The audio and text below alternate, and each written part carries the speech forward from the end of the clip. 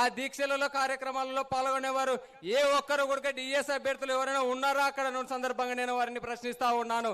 నీతిగా నిజాయితీగా రాత్రనక పగులనక ఎన్నో సంవత్సరాలకు గంటలు 18 గంటలు మాత్రం రాత్రనక పగులనక కళ్ళలో ఒత్తులు వేసుకొని చదివితే ఇవాళ డిఎస్సి నిర్వహించడం చేత కానీ వ్యక్తులు కూడా మన పైన విమర్శలు చేస్తా ఉన్నారంటే ఎంత సిగ్గుచేటో కూడా వీళ్ళు అర్థం చేసుకోవాలి. డిఎస్సి పెట్టడం చేత కాదు కానీ విమర్శలు చేయడం ఎంతవరకు సమంజసమనే సందర్భంగా నేను తెలియజేస్తా ఉన్నాము.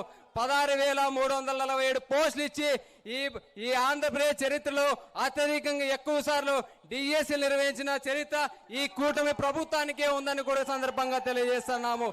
ఎన్నో సంవత్సరాలుగా ఎదురు చూస్తున్నటువంటి మా బాధను మా ఆక్రోశాన్ని అర్థం చేసుకోకుండా రోడ్ల పైన ధర్నాలు చేసిన మా పైన అక్రమంగా అరెస్టులు పెట్టి అక్రమంగా కేసులు పెట్టి అరెస్టులు చేశారు.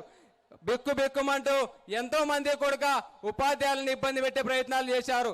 అయ్యా గత ప్రభుత్వం ఉన్నటువంటి ముఖ్యమంత్రి గారిని ఎన్నో సందర్భాలలో వారిని ఉపాధ్యాయుల పోస్టులు ఇవ్వమని కూడా 5 ఏళ్ల పాలనా కాలంలో ఎన్నోసార్లు విన్నవించుకోవడం జరిగింది, అడగడం జరిగింది. ఏ ఒక్క రోజున కానీ మాకు నోటిఫికేషన్ ఇచ్చే ఉద్దేశం ఏదైనా ఉందా అనే సందర్భంగా తెలియజేశాం. ఒక్క నోటిఫికేషన్ కూడా విడుదల చేయకుండా 5 ఏళ్ల పాలనా కాలంలో కాలయాపన చేసి మమ్మల్ని 5 సంవత్సరాలు మా కళ్ళలో ఒత్తులు వేసుకునే విధంగా మా శ్రమణలో వృధా చేశారు.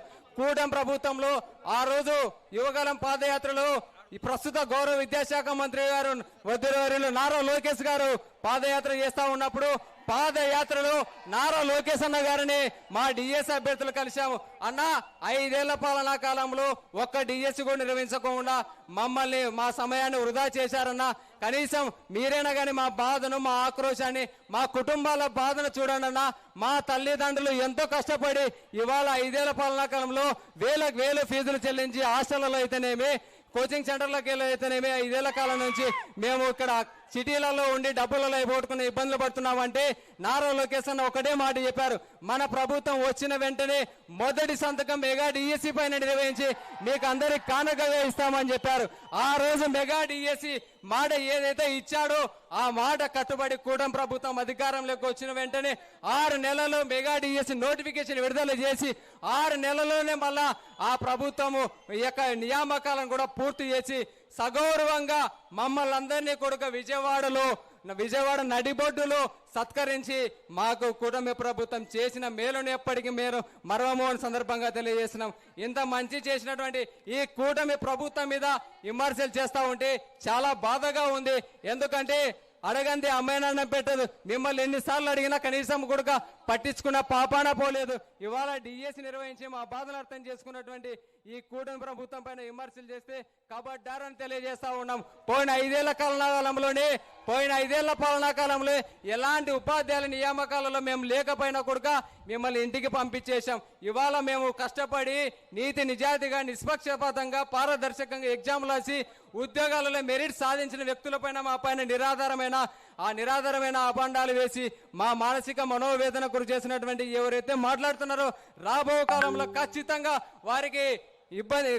వారిని పీఠం కదిలించేటట్టు మళ్ళీ కూడా మరొకసారి దీనిని పునరావృతం చేస్తామని కూడా ఈ సందర్భంగా తెలియజేస్తా ఉన్నాము. జీవో నెంబర్ 77 గురించి మాట్లాడుతున్నారు. జీవో నెంబర్ 77 అనేది ఎవరు ఆయామములు ఇచ్చారో ఒకసారి గుర్తు చేసుకోవాలి. 2023 ఆగస్టు 2వ తేదీ మీ ప్రభుత్వంలోనే ఆ రోజు జీవో నెంబర్ 77 ఇవ్వడం జరిగింది. జీవో నెంబర్ 77 అనేది సుప్రీంకోర్టు ప్రకారము ఆరిజెంటల్ రిజర్వేషన్ అనేది వారి ప్రత్యేకమైనటువంటి పరిస్థితులు ఉన్నటువంటి దివ్యాంగులకైతేనేమి మహిళలకైతేనేమి క్రీడాకారులకైతేనేమి మాజీ సైనికులకైతేనేమి వాళ్ళందరికీ కూడా ఆరిజెంటల్ రిజర్వేషన్ విధానం వర్తిస్తుంది.